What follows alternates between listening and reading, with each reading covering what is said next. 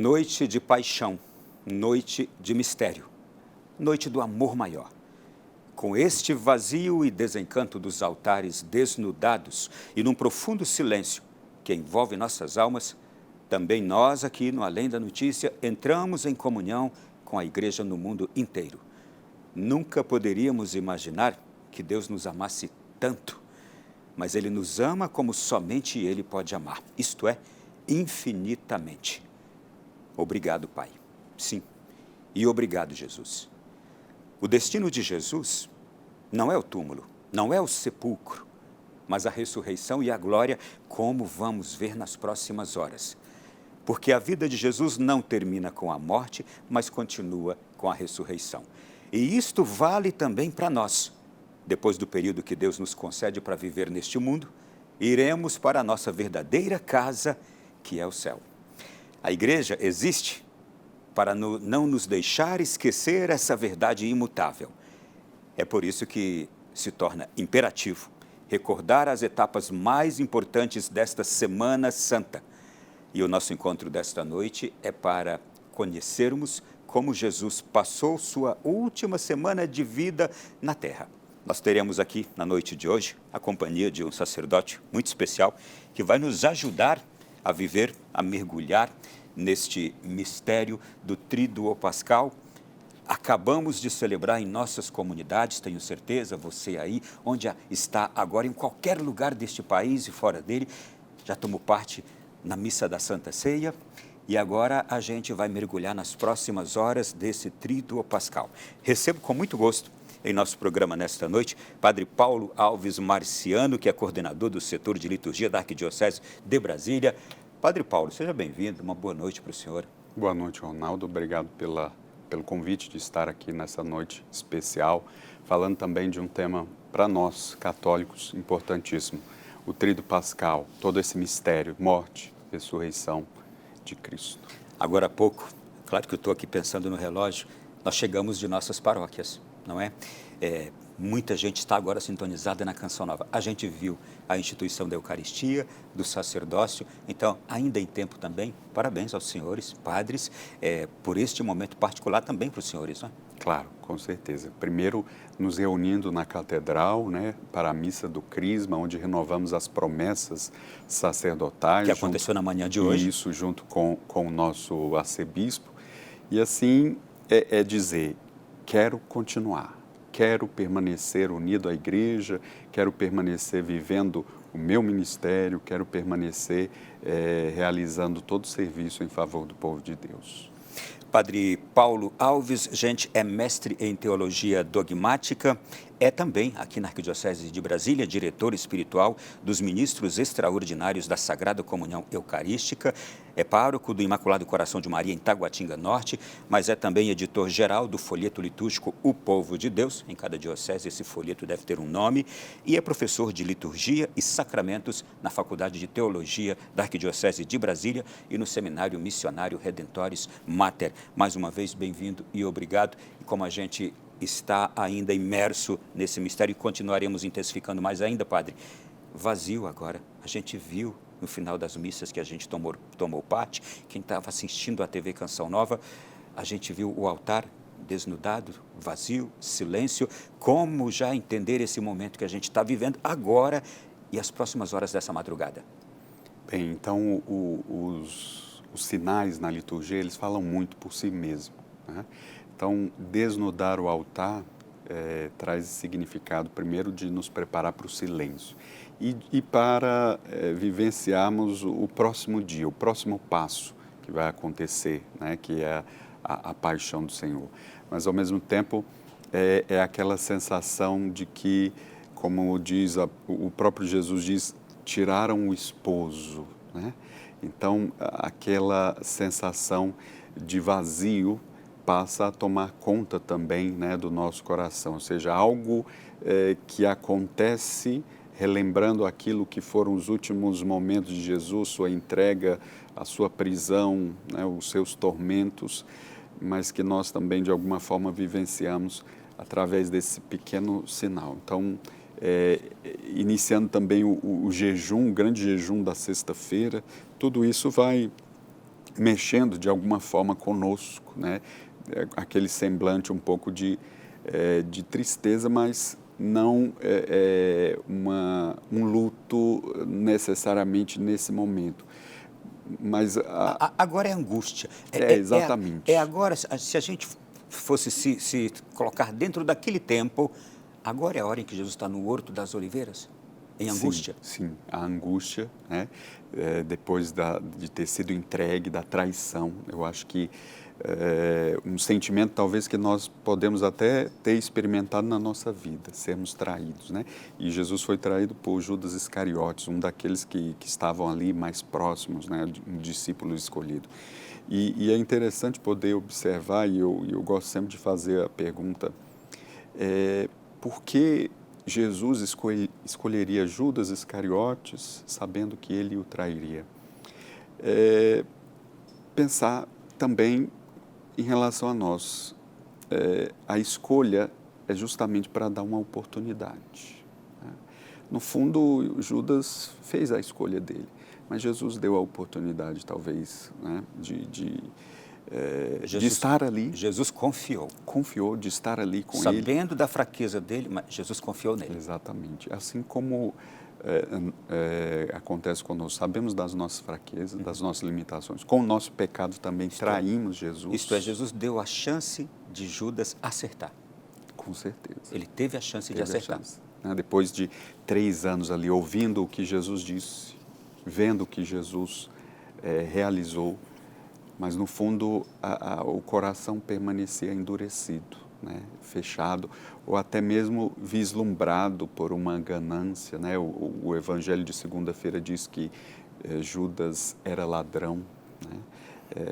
Então, isso infelizmente não mudou. Isto é, não foi curado. Sim.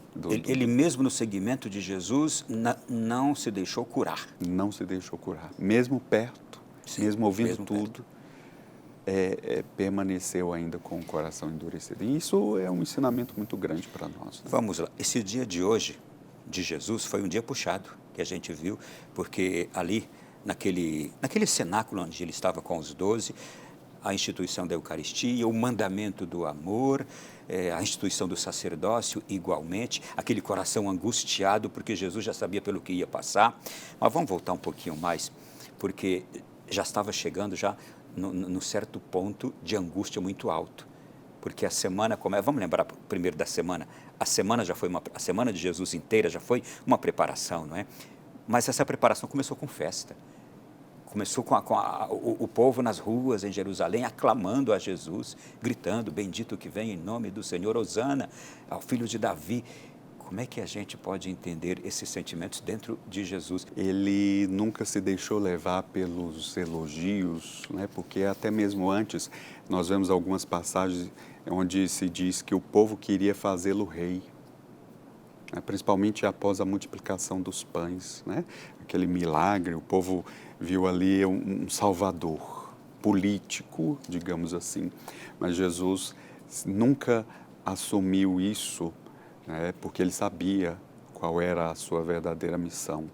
E mesmo que em determinados momentos o povo queira aclamá-lo como rei, numa visão ainda distorcida, porque não era esse o propósito, ele sempre esteve muito consciente da sua missão.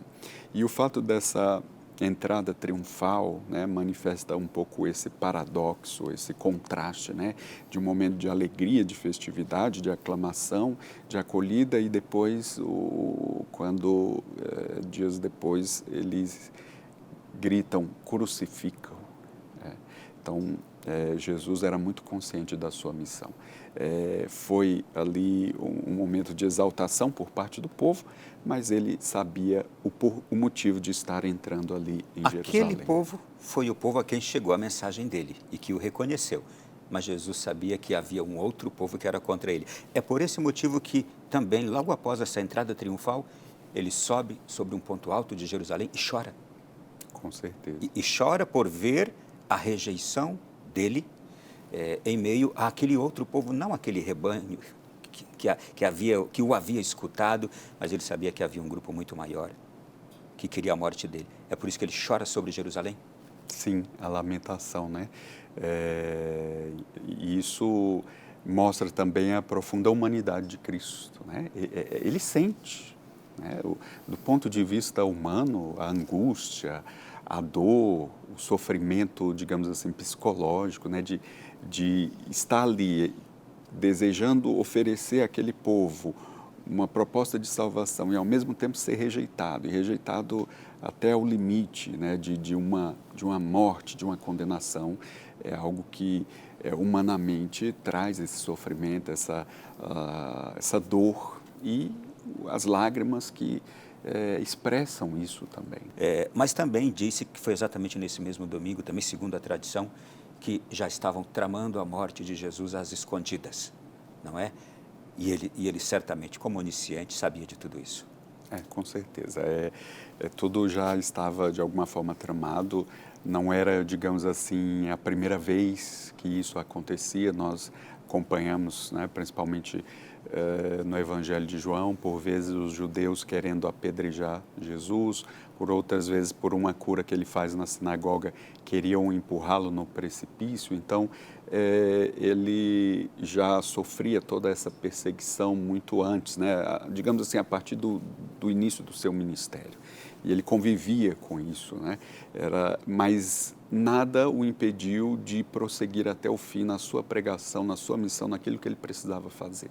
Foi o último momento, é claro, que um dos 12 que o traiu, que foi, digamos assim, o que culminou de fato naquilo que vem a ser a sua condenação, a sua morte. Né? Vamos só continuar essa retrospectiva aqui até chegarmos a esta noite de quinta-feira e já a início de sexta-feira santa.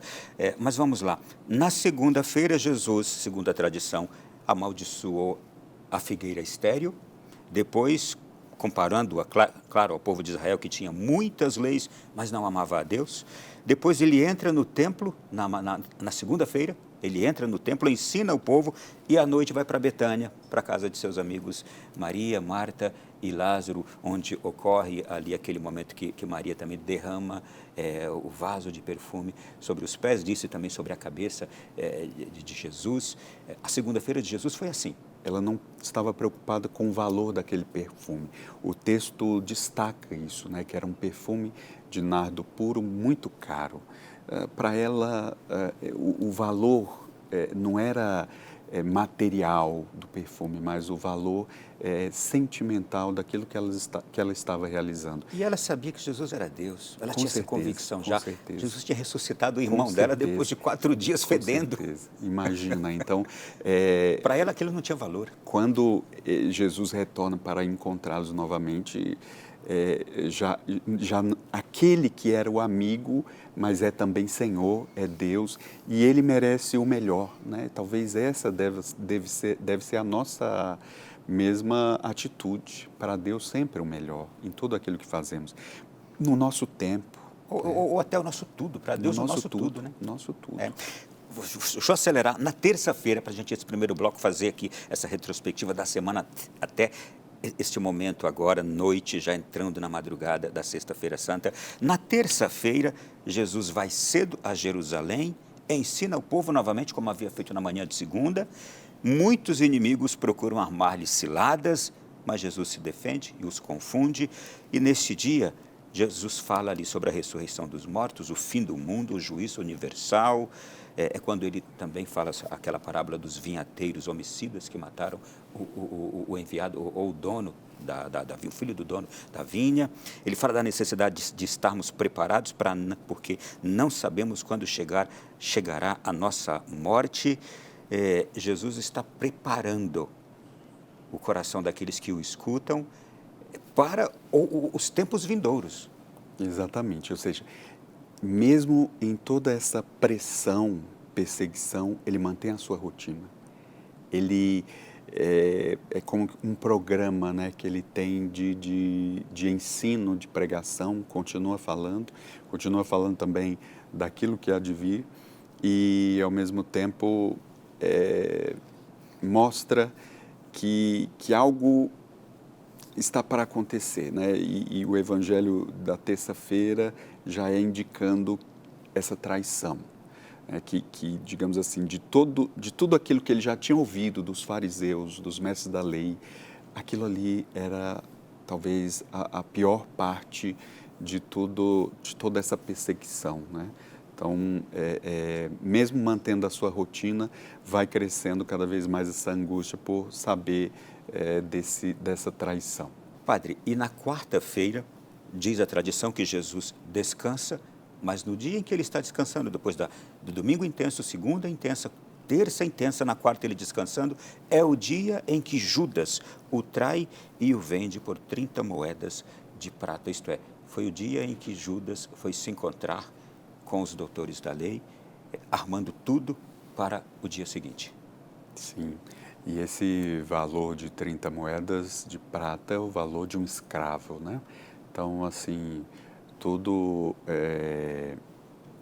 para cumprir as Escrituras, como o próprio Jesus diz. E aí chegamos a esta quinta, chegamos a este momento de hoje, que já nos referimos. Eu queria apenas fazer aqui uma menção também. A quinta-feira começa com Jesus certamente se preparando para a noite, para a ceia, para aquele momento em que ele entraria em angústia. E por que a igreja escolhe a manhã da quinta-feira para a renovação das promessas sacerdotais, Padre, e também para aquele momento da missa dos Santos Óleos? É justamente para mostrar a unidade da igreja, né? A bênção dos óleos dos enfermos e dos catecúmenos, junto com a consagração do crisma, manifestam aí a dimensão sacramental da igreja e também vem de uma longa tradição para que esses óleos fossem utilizados na vigília pascal, né? Então, os óleos já abençoados na quinta fossem utilizados no batismo e no sacramento da confirmação, que são conferidos na vigília pascal. Então, se coloca ali justamente num momento, diríamos, estratégico, antes de iniciar o tríduo pascal, porque era o dia possível de reunir, né, todo o presbitério junto com o bispo e conceder a oportunidade de já se utilizar esses óleos na vigília pascal. A gente vai dar uma pausa agora, Padre. Nós vamos para o intervalo. Depois do intervalo, aí a gente vai entrar nesse mistério já da sexta-feira. A gente já fez essa retrospectiva inteira da Semana de Jesus, também desta quinta-feira, o momento que estamos vivendo agora, e já a gente entra nas próximas horas da sexta-feira.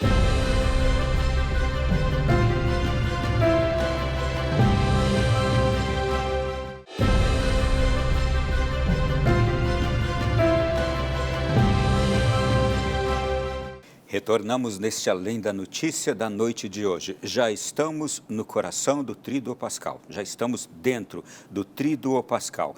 Uma celebração iniciada na noite de quinta-feira, que não terminou e só terminará na vigília pascal que vamos celebrar com a ressurreição de nosso Senhor Jesus Cristo. Eu tenho aqui em nosso programa na noite de hoje o Padre Paulo Alves, mestre em Teologia Dogmática, professor de Liturgia e Sacramentos na Arquidiocese de Brasília. Mais uma vez, obrigado, Padre, por estar aqui conosco, nos ajudando a viver agora e a entender e, sobretudo, nos preparar.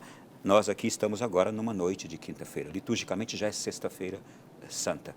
E já é sexta-feira desses mistérios da paixão e morte de nosso Senhor Jesus Cristo. Eu estou olhando para um livro belíssimo aqui chamado Intimidade Divina, do Frei Gabriel de Santa Maria Madalena, e ele diz assim: traspassado pelos nossos pecados. Como a gente pode, nos dias de hoje, trazer para nós a culpa da morte de Jesus? A morte de Jesus, como relata um dos prefácios da Paixão, diz: o Santíssimo morre pelos pecadores. Né? Morreu uma vez, mas, é claro, a humanidade continua pecando. Toda aquela dor, todo aquele sofrimento foi por causa disso, por causa das nossas ofensas, por causa dessa nossa desobediência, por ferirmos, por ofendermos, né? Por rompermos as nossas relações com Ele. Então, hoje ainda, os nossos pecados, de alguma forma, trazem à tona essa dimensão do sofrimento e da morte de Cristo. Ele morre para nos salvar, mas nós continuamos ainda rejeitando essa salvação por nossos pecados. E voltando à temática do nosso programa aqui, os últimos dias de Jesus na Terra, eu traria também as últimas horas, não é? Porque exatamente agora, nessas próximas horas dessa madrugada da sexta-feira, Jesus é preso, processado civil e religiosamente e considerado culpado. Por isso é condenado à morte, isso em poucas horas. Crucificado, o que era apenas uma máxima romana, crucificado, e aquilo que era aplicado pelos romanos aos piores criminosos foi aplicado a ele como pena, como sentença.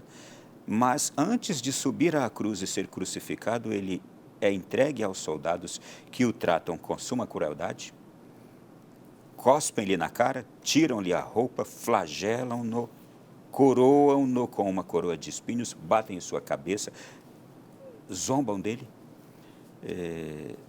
fazem coisas terríveis. No Evangelho da Paixão, tem uma pergunta que Pilatos faz: que mal ele fez? Não fez, né? No entanto. E a gente poderia dizer que mal ele fez para merecer tudo isso aqui. Para merecer. E que é pergunta que muitas vezes nós nos colocamos, né? O que eu fiz para merecer isso? Né?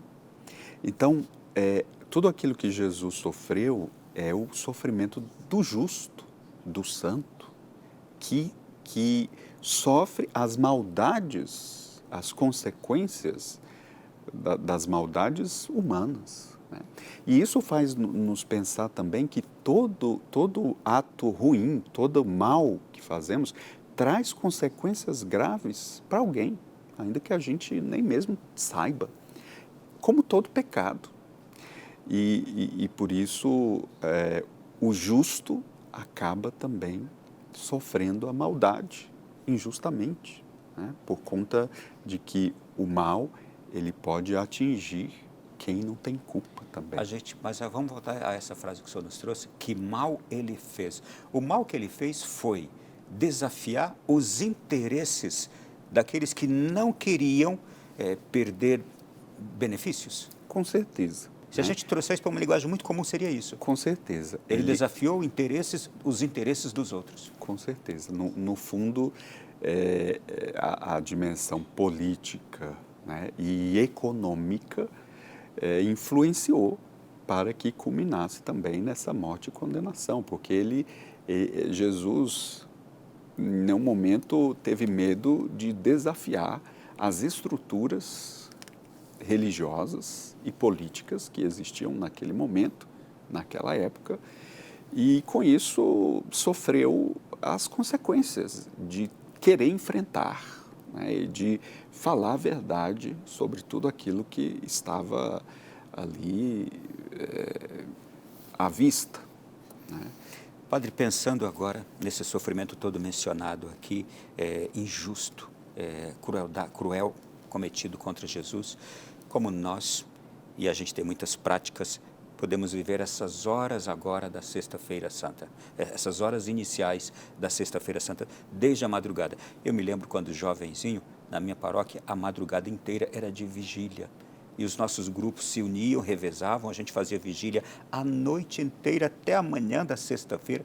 Se fazia aqueles caldos na noite para se resistir um pouco mais, não é? Mas os caldos, observando o jejum, todas as coisas. Mas como viver essas horas? Então, ao encerrarmos a missa in cena Domini, né, da ceia do Senhor, se faz essa trasladação do Santíssimo para uma capela, para um lugar reservado, onde se propõe fazer esse momento de vigília. Né? Assim como Jesus convidou, né, o Pedro e João para estar com ele em vigília, e os discípulos acabaram dormindo, né? Não conseguiram vigiar naquele momento de angústia, mas nós somos convidados a isso.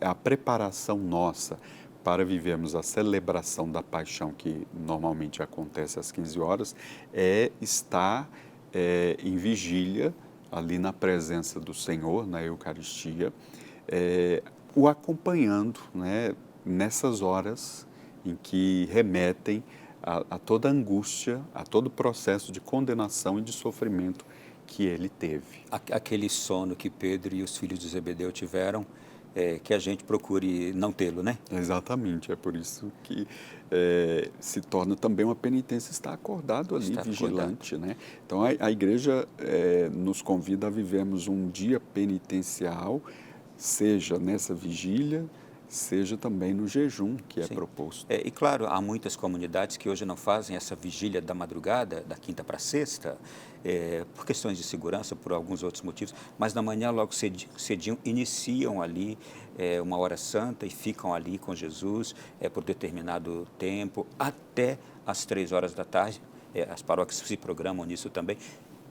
Tem o mesmo sentido, né? Com certeza, estar ali com o Senhor em oração, né, nesse sentimento também de poder, de alguma forma, experimentar em nós essa angústia, né, de o acompanharmos nesse sofrimento, estando aos seus pés, né? Eu acho que isso também precisa ser sempre colocado como uma disposição necessária nossa para vivermos nesse dia. Na prática, a nossa Sexta-feira Santa, a observância do jejum, neste caso, é um mandamento, não é? É imperativo. É um dia penitencial onde se observa o jejum para os maiores de 18 e até os 60 anos, então é obrigatório, é um dia de jejum que deve ser observado. É claro que a gente precisa sempre lembrar que o jejum não é passar fome, né?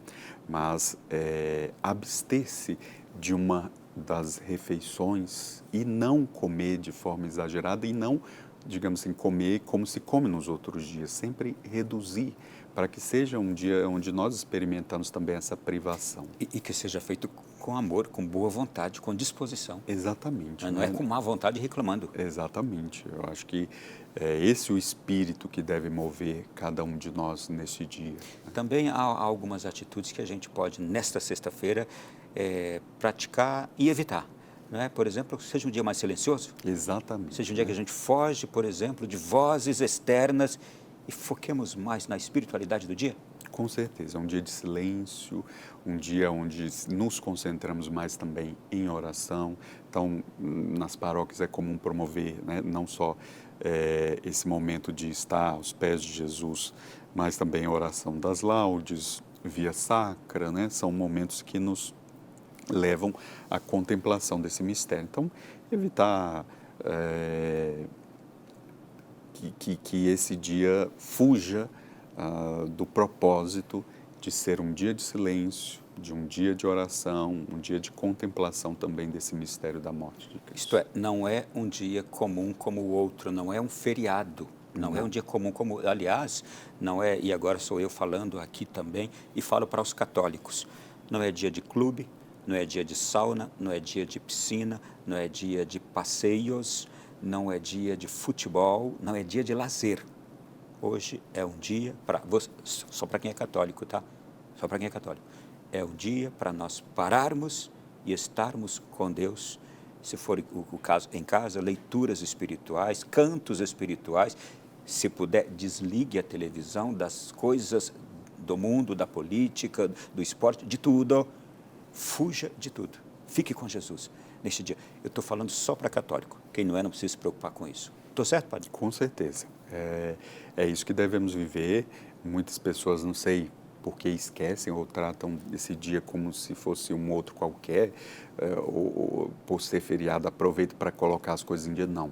É o dia de oração, é o dia de silêncio, é o dia de jejum. Nós precisamos valorizar isso, precisamos viver isso de fato, né? Não, para nós é especial, não tem como. Você sabe que eu já ouvi histórias tão interessantes de que pessoas que observavam com tal rigor a Sexta-feira Santa que neste dia, nossos pais, não se varria casa, nesses dias não se tinha nenhuma das funções que se tem.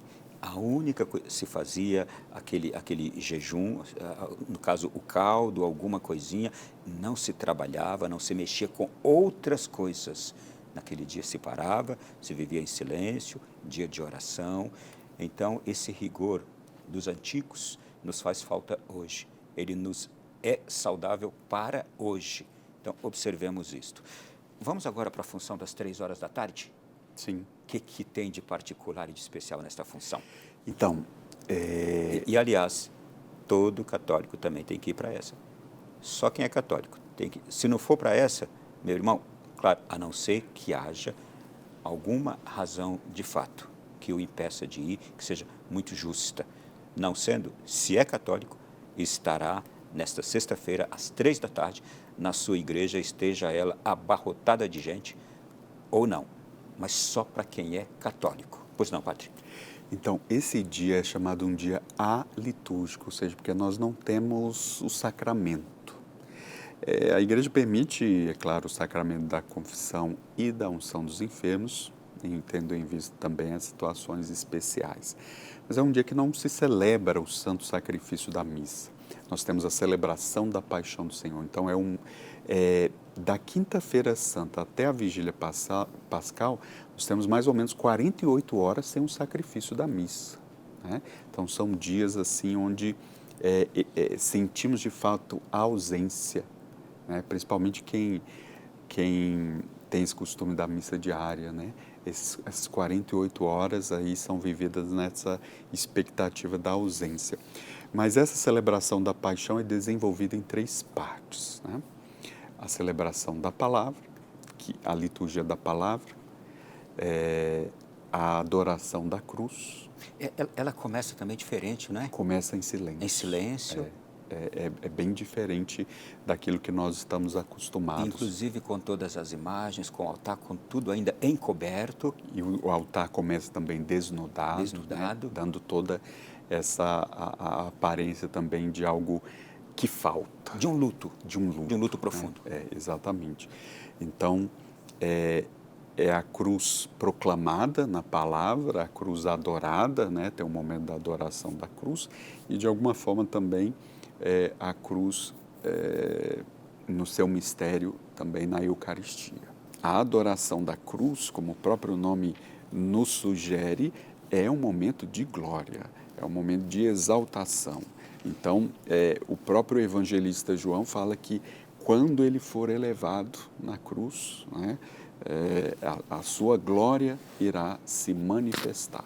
Então, é nessa perspectiva. Então, essa celebração traz esse tom mais de sobriedade, de luto, mas também a perspectiva da vitória na cruz. Vamos encerrar esse bloco falando também de práticas que se tornaram ao longo dos tempos tradicionalíssimas, como, por exemplo, se refazer o percurso que Jesus fez até o Calvário, que são as vias sacras que a gente vê mundo afora, que acompanham também a vida da igreja no período quaresmal. A gente faz as vias sacras em nossas comunidades também. Pela primeira vez, o Papa Leão XIV também, ele presidirá a via sacra no Coliseu Romano. Todos os últimos papas presidiram esta via sacra. No ano passado, Francisco não pôde, que já estava convalescente, e pela primeira vez, Leão XIV presidirá. Mas vamos lá, mas isso se reproduz em todo o mundo. E há vias sacras muito características de acordo com algumas partes do mundo, onde a cultura leva isto para uma prática diferente. Aqui no Brasil a gente tem espetáculos belíssimos. Temos o Morro da Capelinha em Brasília, com mais de 100 mil pessoas. Nova Jerusalém, que é uma coisa mais espetacular, com artistas lá em Pernambuco. Mas a gente tem, neste Brasil inteiro, vias sacras. É um jeito do nosso povo também mergulhar nesse mistério. Com certeza. Eu acho que essas encenações, elas são importantes também, né, para que visualmente as pessoas percebam como de fato aconteceu. Porque às vezes a leitura do texto, né, nem sempre traz a riqueza dos detalhes que nos levam a compreender como aquilo foi angustiante e como trouxe e causou um sofrimento, né? Então, é muito valioso que em nossas comunidades, né, ou até em nossas cidades, se mantenha essas encenações para trazer um pouco da realidade daquilo que aconteceu.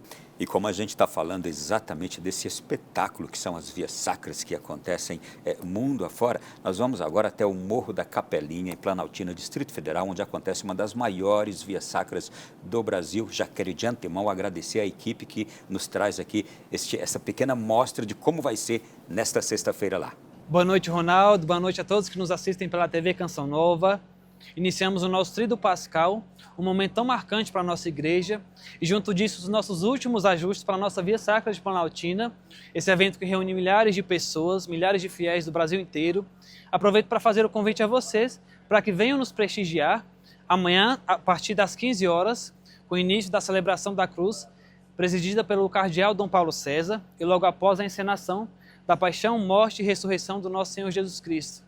Inclusive, Ronaldo, nós temos um grupo com mais de 1.400 voluntários que se dedicam para fazer um excelente trabalho para vocês que irão nos prestigiar. E nós temos também um grito de guerra, não diria um grito de guerra, mas um grito de fé, que nos fortalece para que nós possamos continuar nessa missão.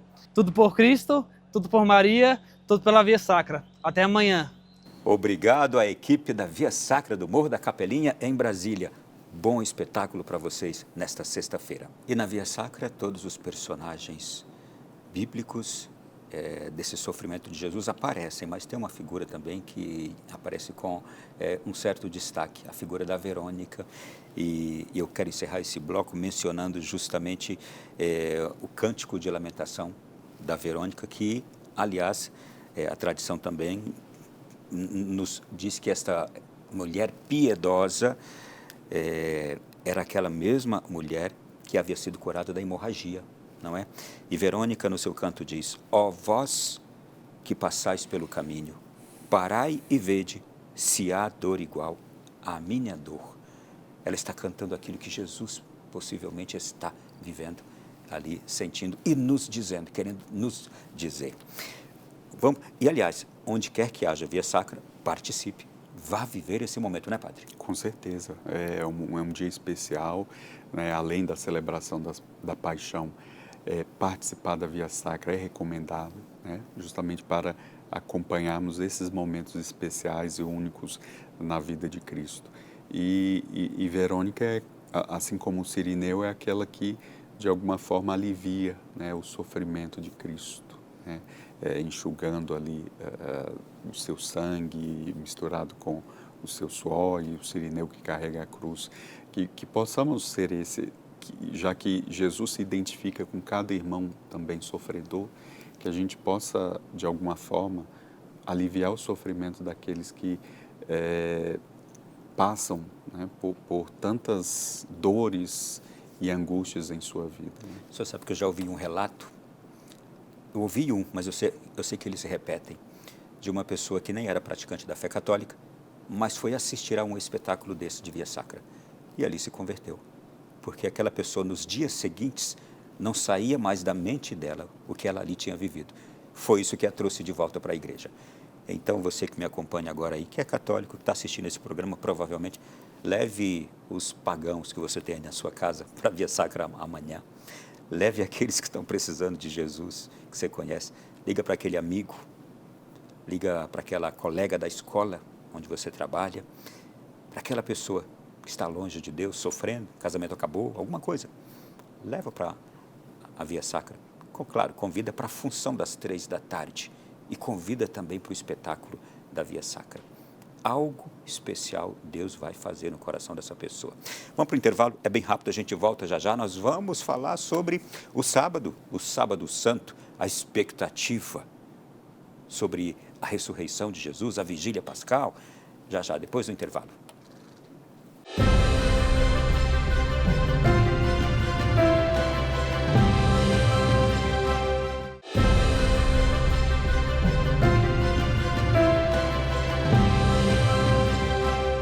É um Além da Notícia para nos trazer para dentro do mistério do Tríduo Pascal. E nós já estamos aqui percorrendo essas horas da vida de Jesus. Claro que aqui nós estamos agora, nesta noite, já pensando na Sexta-feira Santa. Já vamos agora também falar sobre o Sábado Santo, sobretudo como uma orientação.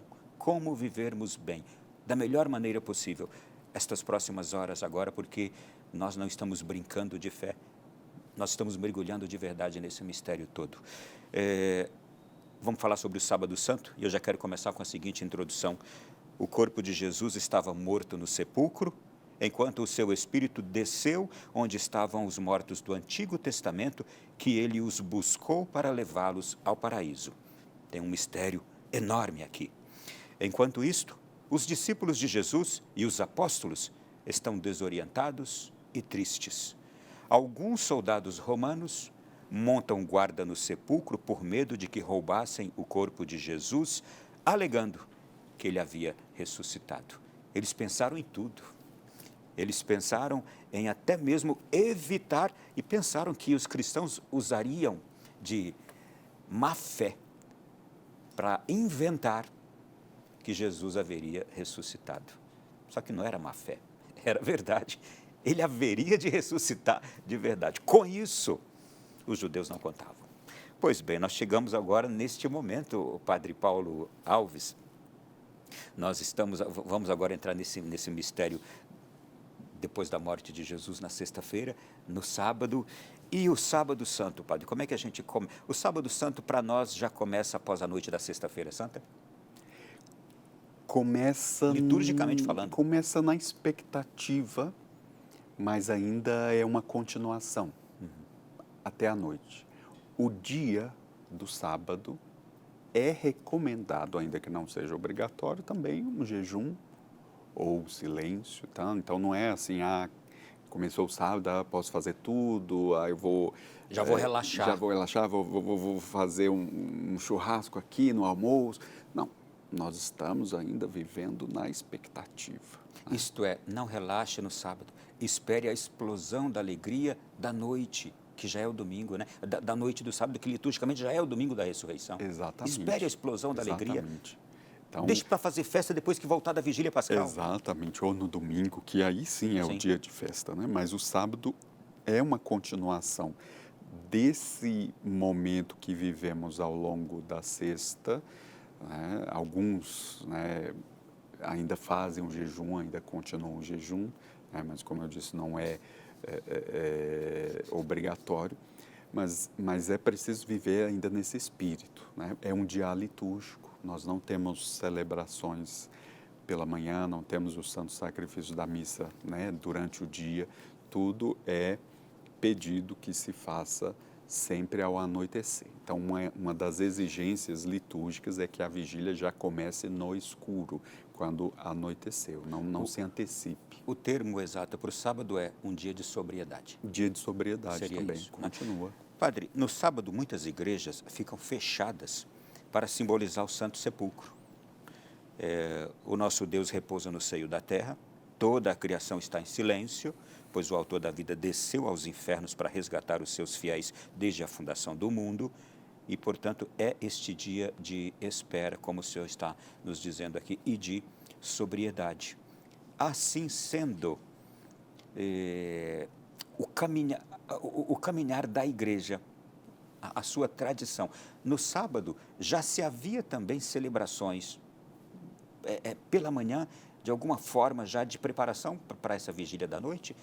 Se preparava aqueles que iriam receber o batismo, né? Mas era uma celebração da palavra com alguns ritos preparatórios para aqueles que fossem receber o sacramento do batismo. Em determinado período da história, essa celebração foi antecipada para o meio-dia por causa do jejum, porque se levava muito a sério o jejum na sexta e no sábado. Então, para finalizar esse jejum, começou-se, né, por muitos anos a celebrar essa vigília durante o dia, o que não correspondia muito a essa ideia litúrgica, né, porque o próprio nome vigília sugere que seja algo feito à noite ou até de madrugada. Então, o Papa Pio XII, no ano de 1955, fez uma reforma nesse rito, exigindo que a vigília só começasse a partir do anoitecer, porque acontecia alguns abusos, geralmente antecipando a vigília para ser celebrado durante o dia, o que não é correto do ponto de vista litúrgico. Mas a partir de 1955, Isso foi restabelecido, a hora da vigília, no anoitecer e se mantém até hoje, não estando proibido qualquer celebração antes do anoitecer. Eu me lembro que já foi muito forte no passado a prática da malhação dos Judas, que se dá no sábado e antes da vigília, não é? Eu quero perguntar para o senhor o seguinte, em alguns lugares as pessoas fazem esse boneco de tecidos ou até fazem algum outro material, simulam o linchamento de Judas, o que não é uma prática cristã. Aliás, isto não é prática cristã, isto não foi ensinado pelo cristianismo, foi algo que surgiu no seio popular, essa questão da malhação dos Judas, né? Com certeza, não faz parte da nossa tradição cristã. Hoje talvez não se vê tanto. Sim. Né? Eu acho que mais nos interiores ainda se faz isso de forma folclórica. De forma folclórica, não faz parte da tradição cristã. No relato, Judas foi aquele que não se arrependeu, né? Traiu, não se arrependeu, preferiu tirar a própria vida e assim ficou. Mas esse tipo de prática não corresponde, de fato, à tradição cristã. Vamos lá, então. E a vigília pascal? Como é que nós, então, entendemos? É uma celebração das mais lindas, talvez a mais linda de todas, nós podemos assim dizer, a noite das noites, não é? É um espetáculo celestial. Como é que ela está caracterizada? Como é que ela está montada, distribuída para ser bem vivida? Então, como a vigília pascal, o nome sugere celebrando a ressurreição, eu gostaria também de falar um pouco sobre a data da Páscoa. A gente sabe que a data da Páscoa não é uma data fixa, né? E isso é interessante porque é a natureza quem determina a data da Páscoa. Porque para nós cristãos, a data é celebrada no primeiro domingo após a lua cheia do equinócio da primavera no hemisfério norte. Nós estamos agora no outono, no hemisfério sul, mas é a lua cheia, a natureza, que determina a data da Páscoa. Então, isso é muito interessante poder observar, né? Que todo o cosmo, todo o universo, toda a natureza está envolvida também nesse mistério. Aqui no hemisfério sul, no outono, é o momento em que as folhas vão caindo. Porém, no hemisfério norte, a primavera é o momento de reflorescimento. Então, depois de um inverno rigoroso, começa o sol brilhar mais forte, o calor e as flores começam a surgir. Então, essa vida nova que a Páscoa sugere também expressa na própria natureza. Assim, essa vigília, ela tem uma primeira parte que é a bênção do fogo novo. Rapidamente, só uma curiosidade. Portanto, a Páscoa naturalmente está inserida sempre na primavera. Sempre na primavera. Então, tem um período entre 22 de março a 25 de abril para se celebrar a Páscoa. Então, dependendo da lua cheia, o domingo seguinte é que nós celebraremos a Páscoa. E primavera, a gente já sabe, tempo de vida nova, renascer, reflorescer. Exatamente. Então, a própria natureza, aqui talvez no hemisfério sul a gente não percebe tanto, mas no hemisfério norte, isso é muito definido, muito claro. Exatamente aqui, lá, por exemplo, na terra de Jesus, exatamente agora é primavera lá. Exatamente. Então, se inicia agora, né, se iniciou 21 de março, 22 de março, e vai até junho, mas a igreja também caminha com a natureza nesse sentido para os próprios sinais da natureza são para nós sinais muito claros do que a Páscoa sugere, né? Essa vida nova se reflorescer. Então a vigília pascal ela começa com a bênção do fogo novo e aí isso já é uma dimensão da natureza que começa essa vigília, que sugere essa vigília. E a bênção do fogo novo que vai de onde vai ser aceso o círio pascal, essa grande vela que vai iluminar esta noite e que vai nos acompanhar durante os 50 dias da Páscoa. Então, nós podemos dizer que O primeiro momento, né, dessa grande vigília, que é dividida em 4 partes, é uma Páscoa cósmica, ou seja, onde a natureza está presente ali, o fogo, né, e a luz que vai iluminar essa noite. Depois nós temos a liturgia da palavra, a Páscoa que é memorial, no sentido de que nós vamos recordar os grandes feitos da história da salvação, desde a criação, né, até a Páscoa propriamente dita e o entendimento nosso da Páscoa com a leitura da Epístola de Paulo. A terceira parte é a liturgia batismal, a Páscoa eclesial, né? Porque todos nós, quando somos batizados, participamos da Páscoa de Cristo, ou seja, morte e ressurreição. Uma morte para o pecado, uma ressurreição para a vida nova. Então, a liturgia batismal e a renovação do nosso batismo é um outro momento chave e importante dessa vigília pascal. E para mim também um dos momentos mais bonitos, né? A renovação das promessas batismais e também podemos reconhecer ali, renovar quem nós somos. Somos filhos de Deus. E renovar o desejo de viver como filho de Deus de fato, né? E a quarta parte consiste justamente na liturgia eucarística, que é a Páscoa cotidiana, a Páscoa sempre celebrada sobre o altar, todo o mistério pascal ali envolvido. Então, depois de 48 horas, nós temos novamente o sacrifício da missa, né? A consagração, né, das espécies eucarísticas. Aquela missa que começou na quinta-feira à noite, que não terminou, ela vai se encerrar na vigília pascal. Exatamente, porque na quinta-feira à noite não tem bênção final, na sexta-feira à noite também não tem a missa propriamente dita, e a bênção final se dará na vigília pascal. Eu estou vendo aqui, por que 9 leituras e qual o número mínimo que se pode ter nas celebrações? Mas já estive em outras também, vigílias, em que foram reduzidas essas leituras. Como explicar?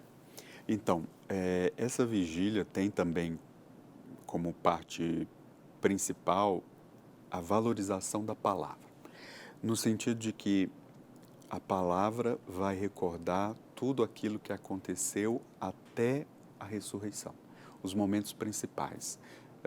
Isto é, a história de salvação do povo de Deus desde a antiguidade.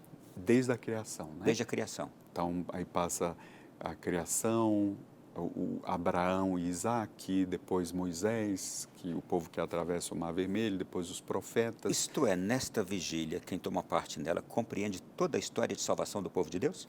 Se estiver atento? Com certeza. Ali nós passamos os trechos principais, tanto da história do povo de Israel, como dos profetas que já anunciavam, né, o Salvador, como também o próprio fato, né, da ressurreição de Cristo, que culmina no Evangelho, o sepulcro vazio, né?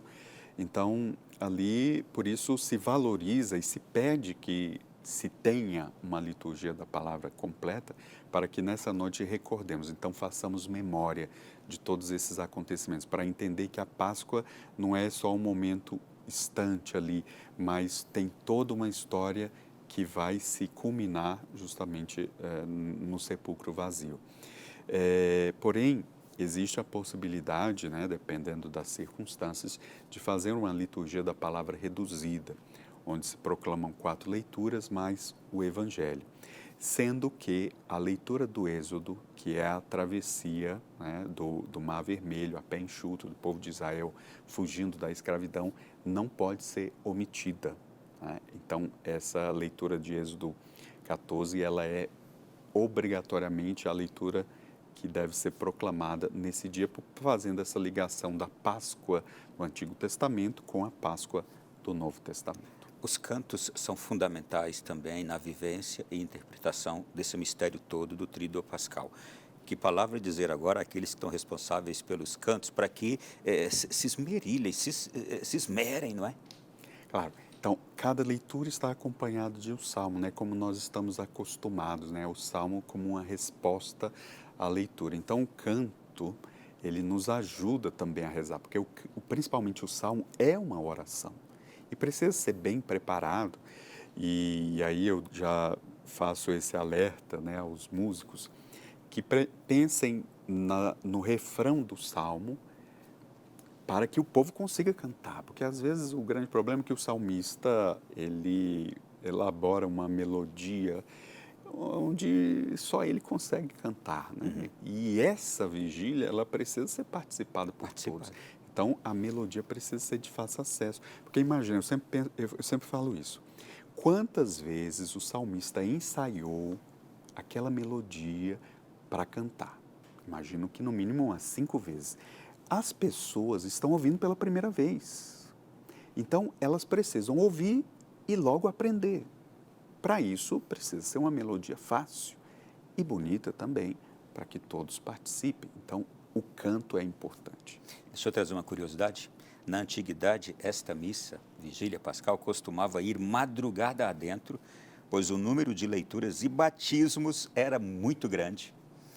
E faço aqui esse comentário e trago essa curiosidade para dizer, o povo de outrora já foi muito melhor do que nós. Com certeza. Já foi um povo muito mais entregue, doado do que nós. Então, a gente não pode fazer feio agora nas nossas celebrações, demore o que demorar, custe o que custar.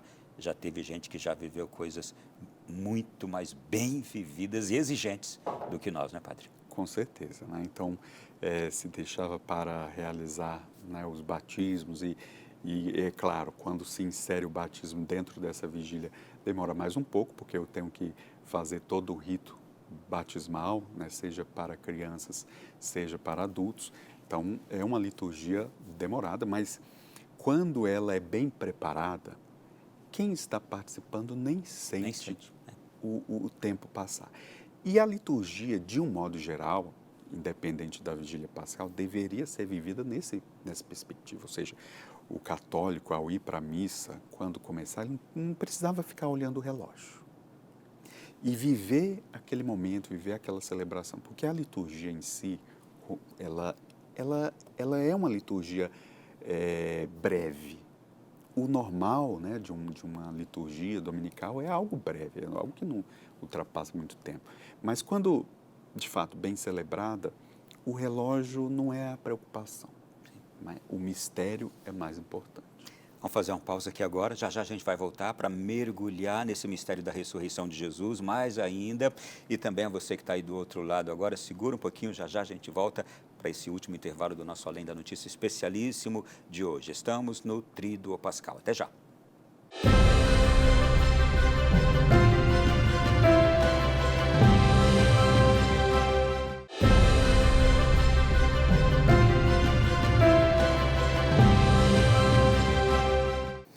Estamos na semana maior do ano, a mais santa, de todas, a mais bela. Eu aprendi isso de um querido bispo, acho que o padre Paulo Alves conhece também, Dom Marconi Vinícius Ferreira. Ele sempre fala isso na Semana Santa, não é? Como é bom a gente poder pensar exatamente nessa dimensão. Semana maior do ano, a mais santa de todas, a mais bela, realmente o é.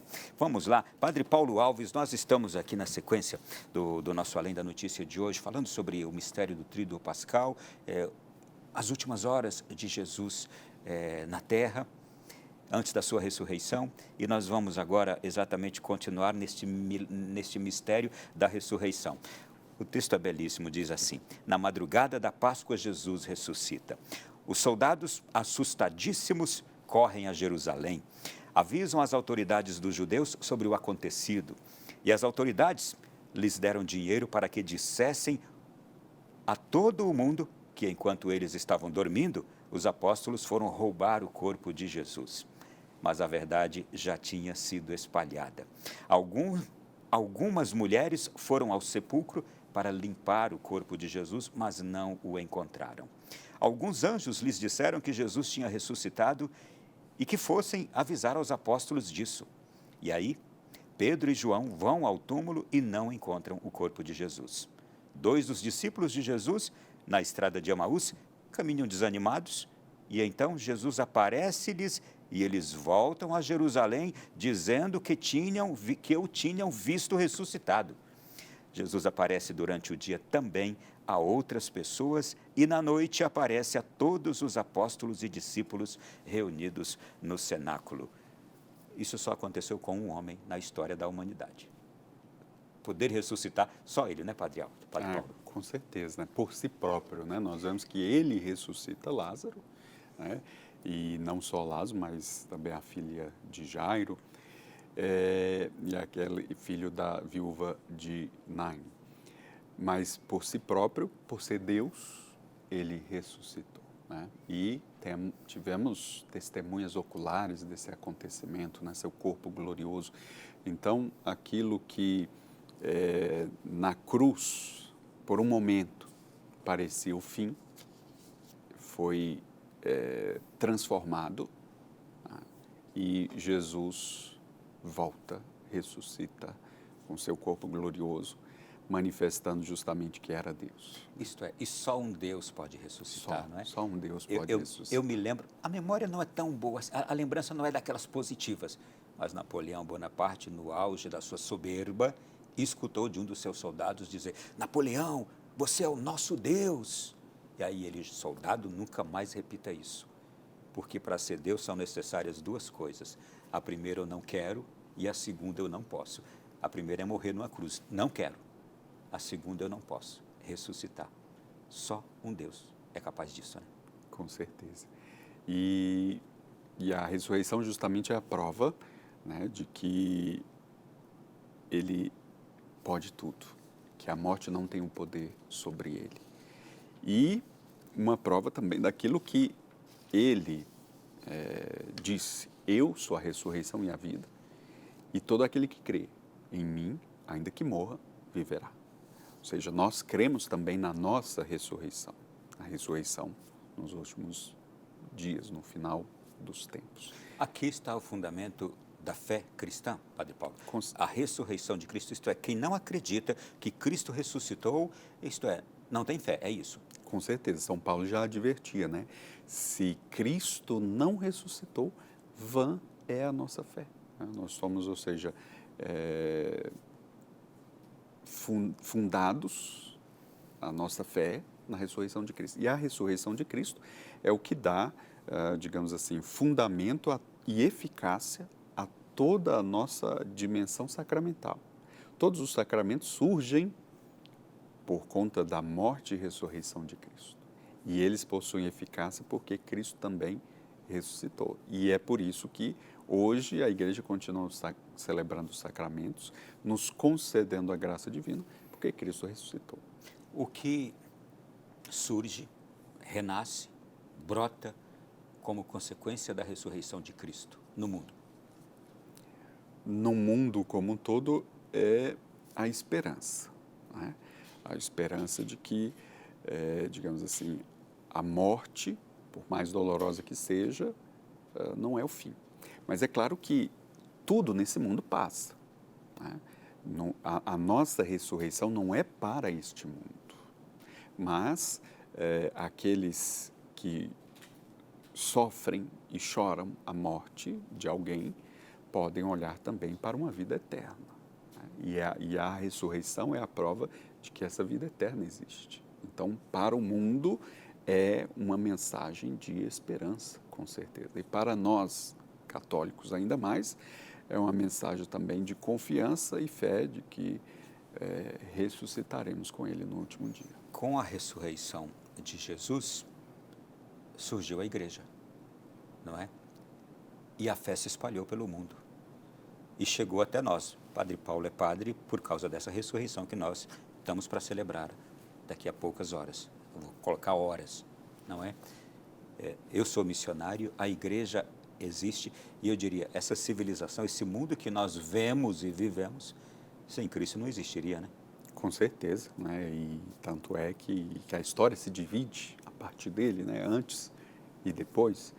E nós, digamos assim, podemos dizer que somos privilegiados por fazermos parte dessa história. E eu diria então que essa história da salvação continua em cada sacramento que é realizado. Então, em cada batizado que participa da morte e ressurreição de Cristo, essa história da salvação é atualizada por quê? Porque ali a salvação está acontecendo em tua vida. Como no dia da minha ordenação também a salvação me alcançou por meio desse sacramento. E o nosso objetivo é fazer com que essa salvação permaneça quando nós, rompendo com o pecado, permanecemos nessa vida nova, nessa vida de graça que o Senhor nos concede por meio do sacramento. Então, por isso, da ressurreição brota a igreja, brotam os sacramentos, brota a salvação e brota também a esperança de podermos nos unir a Ele um dia. E a igreja, ela, a partir da ressurreição de Cristo, a igreja, eu digo, os primeiros apóstolos e os discípulos de Cristo se sentiram muito potencializados com a ressurreição dele para seguir aquela sua ordem, ide pelo mundo. E foi o que aconteceu, não é? Com certeza. É claro que nós vamos esperar o momento de Pentecostes para que isso se torne ainda mais claro, porque houve de fato uma transformação na vida daqueles apóstolos depois daquele momento especial. Eles passaram a pregar, eles perderam medo e deram continuidade à missão que Jesus havia lhes confiado. Mas a ressurreição, é claro, é o ponto de partida, porque aqueles que foram testemunhas oculares da ressurreição e depois estiveram presentes no evento de Pentecostes, né, na vinda do Espírito Santo, eles foram capazes de dar a própria vida por essas verdades. Então, é isso que é extraordinário. Eles sofreram também, foram perseguidos, mas nada disso impediu que eles continuassem essa missão. Por quê? Porque eles foram testemunhas disso. E aqueles que foram testemunhas disso não poderiam ficar calados e não poderiam se omitir diante da missão que Jesus lhes havia confiado. Nós tivemos as consequências a toda a ressurreição de Cristo, que foi a explosão do cristianismo pelo mundo, explodiu no sentido de espalhou-se rapidamente pelo mundo. Mas nós temos também uma outra promessa, que é escatológica esta. Esse mesmo Jesus, que morreu e ressuscitou e subiu, ele prometeu voltar. Essa é uma outra esperança cristã para quem acredita na sua ressurreição. Não é? É uma esperança, não, uma expectativa.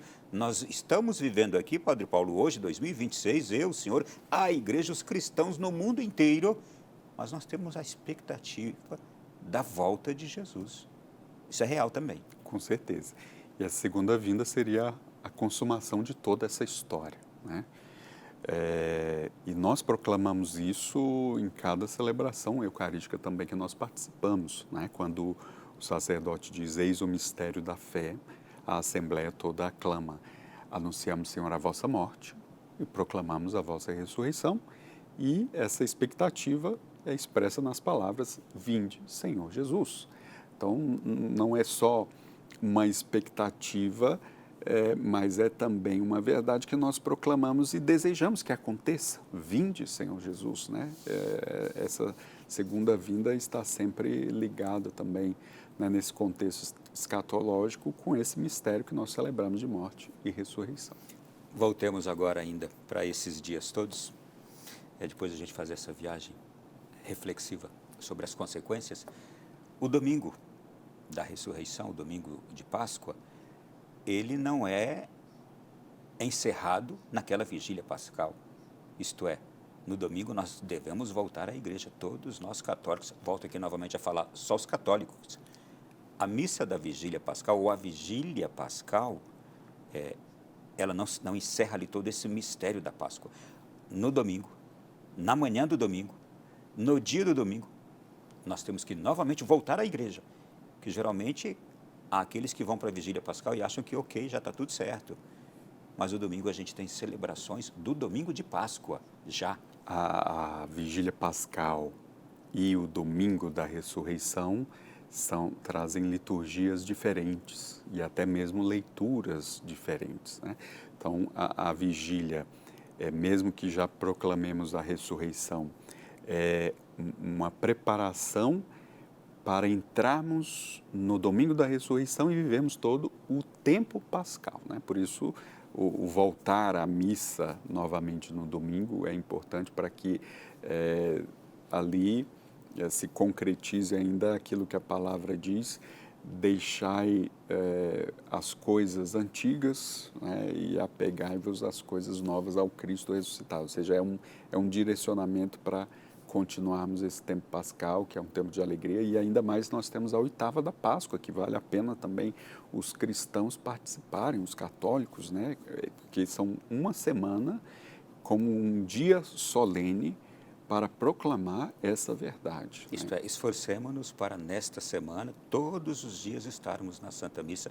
Claro, aqueles que podem, que conseguem isto, esforcemo-nos para isso. Com certeza, são os dias de clamar, cantarmos essa vitória da ressurreição, o aleluia, né? Proclamarmos todos esses dias com intensa alegria, como a igreja nos pede. Padre Paulo, só para encerrar agora já, finalzinho do programa, recomendações importantes, necessárias, que o senhor gostaria de deixar aqui. Nós estamos, aqui agora, nós estamos finalizando já a noite da quinta-feira. Alguma recomendação para sexta, sábado, vigília, que o senhor quer deixar agora para todo o nosso povo de Deus que acompanha? Então, os nossos padres também, se quiser dizer algo, né? Só reforçando, então, aquilo que a liturgia nos pede, que a sexta-feira seja um dia de silêncio, de jejum e de oração, participando principalmente da celebração da paixão do Senhor, adorando a cruz vitoriosa. O sábado continua também nesse espírito de sobriedade. Aqueles que desejarem podem também fazer esse jejum e se preparar bem para a vigília pascal, que seja um dia de festa. Então, é o dia de colocar a melhor roupa, né? É o dia de se apresentar bem diante do Senhor, para cantar o aleluia. Então, faça realmente dessa celebração uma grande festa. É um convite que eu sempre faço, né, aos meus paroquianos, que preparem a melhor roupa para a vigília pascal, porque esse aspecto exterior também reflete o nosso interior, já que nós nos preparamos durante 40 dias para esse momento, que o nosso exterior também expresse essa festa, né? Assim como nós vamos bem preparados exteriormente com roupas belas para as festas que nos convidam, nada mais justo e digno também de ir com a melhor roupa para a vigília pascal. E para o tempo pascal é interessante, porque quando chega a quaresma, nós sabemos muito bem o que a igreja nos pede: oração, jejum e a caridade. Não é que quando começa a Páscoa isso acabou, mas que a gente viva os frutos. O que eu mudei, o que eu melhorei, o que mudou em mim depois de um tempo penitencial da quaresma. Isto é, que a gente persevere. Exatamente. Naquilo que foi bom e edificante para a nossa alma. Exatamente. Então, como nós falamos da primavera, é um tempo de florescimento, quem se beneficia também pela nossa conversão são os outros que estão à nossa volta.